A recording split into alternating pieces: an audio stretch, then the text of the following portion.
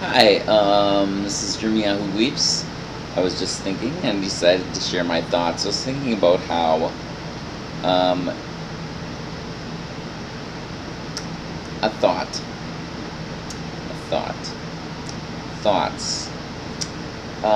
If you look at matter and energy, what are they composed of? What is matter and energy composed of? If you look at the cell, if you go down to the atomic and subatomic level, you find that cells are composed of, the components that they're composed of. I can't remember whether this is the cell or not, but you've got the nucleus and protons and electrons, and they're moving around each other. Well, they're moving around the nucleus, but largely, from my understanding, this is mostly empty space.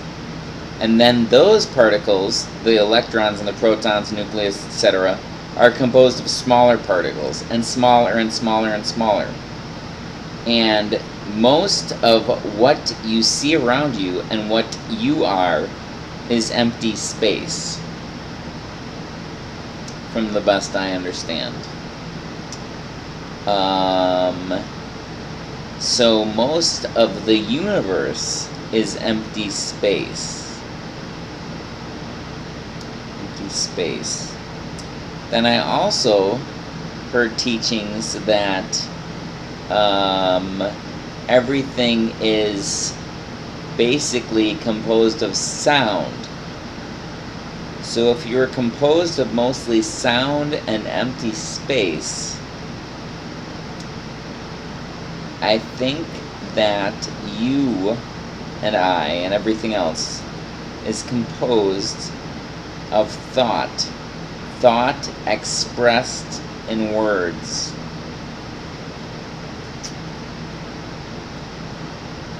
And a primacy beginning of Elohim filling the heavens and the earth, the skies and the land. In the beginning was the utterance, was the word, Elohim speaking. And thus we have everything we see around us.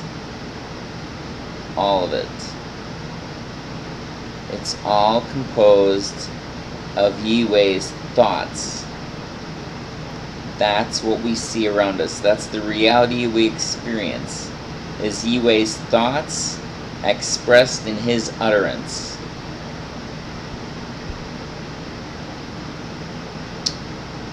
I do believe that's probably at least somewhat close to the truth.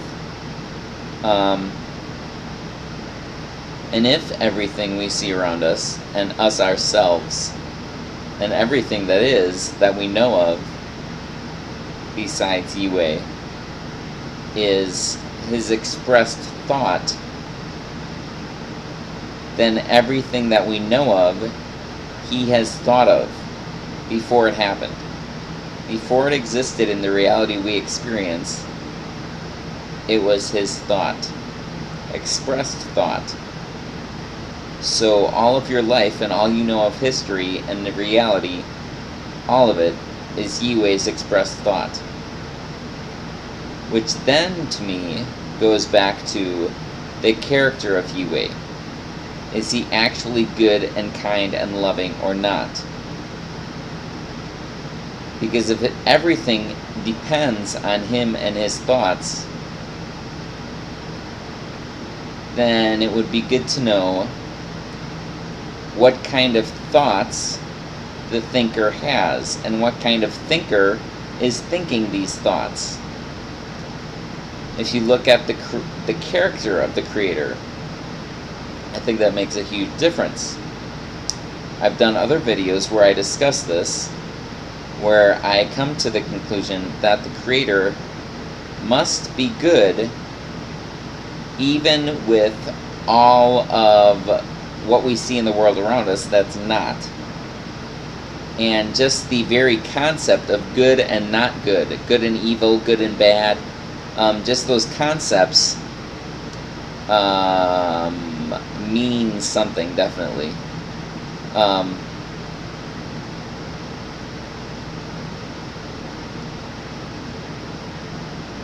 Yeah, just to be able to even know what those concepts are and that they exist is highly significant. And I think points to that the Creator is good, and He's given us the knowledge. Since the eating of the tree, He's given us the knowledge, the experience knowledge, and to a good degree, head knowledge of function and dysfunction, good and bad, good and evil. We see and experience in the world around us, but it all comes from the Creator's thoughts. So if it all comes from the Creator's thoughts, then we have to examine what kind of Creator this is. And I've examined it, and I've found Him to be good. I found that when He proclaims that He is good and that He is loving and kind, that's actually true. Now it takes some depth to the concept of good and loving and kind, because that good and loving and kind has to include in its reality all that we see in the world around us, and that we know of history and that we experience. And history itself is a little bit up in the air, because how far back in the past can you go in surety? I mean, even your memories, to a large degree, are tainted by your own perceptions, your own, the way you view reality. So if you go back, then it becomes a huge matter of trust with history. The further back you go, the further more it becomes an issue of trust. But even now, even the very present that you're living, you have to trust your faculties, you have to trust your senses, you have to trust your thoughts to a good degree anyways, just to be able to take this in. So I think even more than ourselves and our ability to trust ourselves comes down to trust in the Creator. And I think He designed it this way. I think He knew exactly what He was doing when he set it up this way. But it comes down to a matter of trusting the Creator with this, with ourselves, with all of reality, all of life and everything. And He gives us the message of reassurance and saying, I am there for you. There's a good reason for everything. Even all the pain and suffering and everything, He has good reasons for.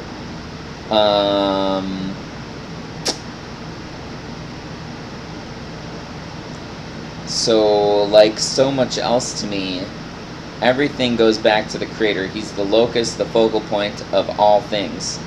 And to me, the crucial thing is to go to see the character of the Creator and whether He's actually good and trustworthy or not. So, and I've found that He is, especially since He is going to rescue everyone. He has a purpose and reason for all the suffering and terribleness we see in the world around us and experience. And nothing is in vain, and everyone will get rescued and purified. Purification is a huge thing. And the whole growing process is what we're going through. We're going through a growing process. Just like with children when they're growing up, you know, they have to learn and experience life. A child may touch a hot stove. That way they learn and experience what burning yourself is and what to avoid. You know, we're learning what good and bad is, what function and dysfunction, good and evil are. We're learning those concepts. We're experiencing those concepts fully in many cases. Anyways, to a good degree. The entirety of humanity, anyways. Okay, I'm starting to babble. But yeah, so thought and sound. The thought of Yue and the sound of Yue is what composes our reality. And since it goes back to Him and goes back to who He is and His character is critical, and I have found that His character is actually good in spite of many things that we experience and see in the world around us many times. And plus, you have to remember this life is not the end for any of us. This life is not the end. This life is seems to be a training ground. A training ground. So, I welcome any comments. I like learning. If you have anything to offer, that would be great. I hope this has been useful, helpful, anything. Shalom, and I hope your day is going very well. Night, whenever. You know. Farewell, au revoir, bonjour, sayonara, bye.